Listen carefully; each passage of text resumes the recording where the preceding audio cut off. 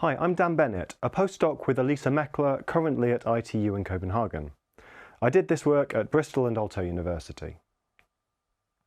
So this is a systematic review looking at 30 years of research in major HCI venues, including at CHI. And we aim to understand how does HCI understand human agency and autonomy. In brief, we found that there is currently a lack of clarity and coordination in HCI research around these concepts. Our review suggests that this leaves important gaps in our understanding and may limit our ability to address practical and ethical issues. Responding to this, we articulated a set of distinctions which help clarify the aspects of agency and autonomy which are important in HCI research. Through this, we aim to support better coordination around these issues in future work. Agency and autonomy are key concepts for HCI. They are foundational, for example, in accounts of user experience, from Schneiderman's 7 Golden Rules to value-centered design. They also play important roles in work on accessibility, well-being, privacy and consent. And it seems likely that these concepts will only become more important in future.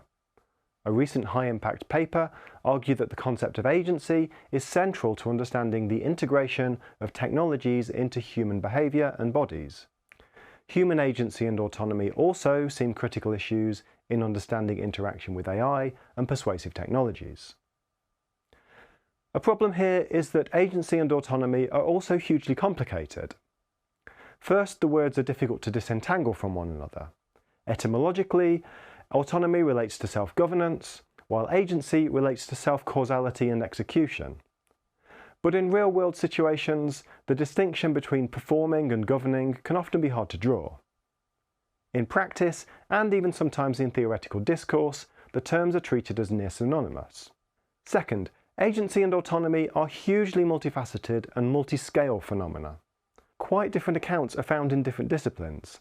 Even within psychological accounts, we find considerable diversity, focusing on different timescales of behaviour, decision versus action, and persistent versus episodic aspects of agency and autonomy. This is arguably more problematic for HCI than in many other disciplines. We don't have the luxury of focusing only on isolated aspects of behaviour in laboratories. Interaction scenarios will inevitably involve multiple aspects of agency and autonomy. This raises the question of how these aspects interact and which are relevant. So we were interested in the question of how HCI addresses this. So we analysed 30 years of HCI papers which addressed issues of agency and autonomy to understand the different approaches to addressing these concepts and the different roles, properties and values which are assigned to them. We analysed the corpus via inductive thematic analysis and articulated 4 categories of distinction. First, there was the distinction between issues of self-causality and identity. Self-causality concerned the user's causal involvement, acting and making decisions. For example, much work focused on the experience of controlling systems, deciding outcomes, or performing day-to-day activities for oneself. Within this, we noted a distinction between a focus on direct self-causality and decision-making. Turning to identity, many papers related agency to the user's self and values. For example, work which drew on self-determination theory emphasised that outcomes congruent with users' values would be experienced as autonomous. In other papers, agency and autonomy were identified with the ability to be oneself or to be recognised as the person one is. Our second distinction was between issues of experience and materiality. Many papers focused only on the user's subjective experience of autonomy and agency, not on its material in action.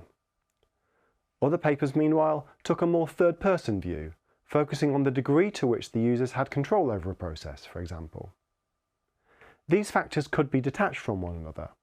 For example, in self-determination theory, the congruence of the outcome is expected to support autonomy whether or not the user has control over it.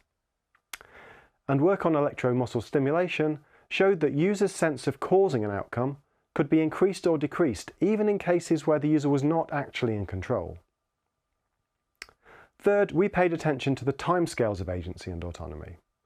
Some work focused on micro-interactions of a few seconds or less, for example, triggering a single outcome with a button push. Other work focused on episodes of interaction up to an hour or more.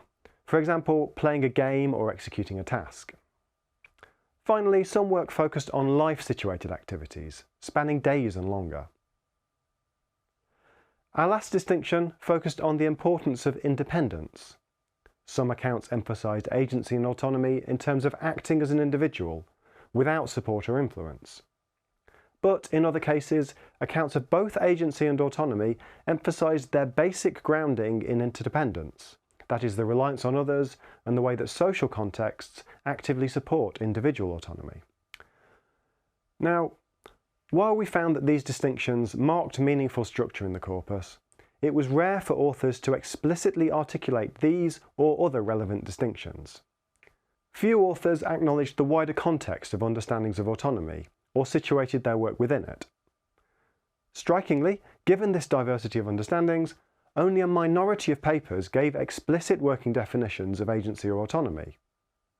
We felt that factors like this would limit the ability for researchers to identify relevant prior work. And in line with this, we found it was indeed rare for authors to build on the work of previous research within HCI. This leaves us with a wide range of different views of agency and autonomy and little clarity about how they relate to one another. And this makes it hard to know which aspects can be expected to really matter in a given context and why. So let's illustrate this. When I push a button to cause an outcome, how is this sense of agency meaningful in terms of user experience, well-being, and other valued outcomes? Moving back, how does this sense of agency relate to my sense of control over the task as a whole, via action and decision making? Do these aspects influence one another? Which matters most? Zooming out further, how do all of these things interact with more identity-related aspects? The degree to which the task and outcomes are congruent with my values, for example. Moving back still further, how does all of this interact with my wider sense of agency and autonomy? My agency in my job, my leisure time, in my wider life. We only found a handful of papers which began to address these issues, and we found many open questions. Overall, we found a lack of clarity across the corpus. Our results suggest that agency and autonomy currently function, in HCI at least, as vague, resonant umbrella concepts. That's to say, they gather together a wide range of different perspectives on a family of phenomena which may or may not be related to one another. We suggest that the community can work to improve this situation by developing and maintaining these concepts as effective boundary objects. As we detail in the paper, boundary objects are flexible yet robust concepts that can help coordinate the perspectives and activities of different communities in the absence of precise agreement on definitions. We detail two kinds of future work which can improve coordination around issues of agency and autonomy. First, we suggest detailed work to clarify particular understandings of agency and autonomy relevant to particular communities. We make concrete suggestions for empirical work which can extend work on the two most commonly used scientific frameworks in HCI: intentional binding and self-determination theory. We also call for more longitudinal studies to understand agency and autonomy beyond individual episodes of interaction. Now, second, we suggest that the community could focus more on integrative work, coordinating and drawing connections across HCI communities. This includes work to understand how different aspects of agency and autonomy relate to one another, and work to develop and refine conceptual schemes and taxonomies. Now, this is a short presentation on a complex paper, and I've had to leave out a lot of detail, including discussion of ethical issues, detail about boundary objects, and detail of integrative work to relate different understandings of agency and autonomy to one another. Hopefully, I can address some of this in the questions. Thanks.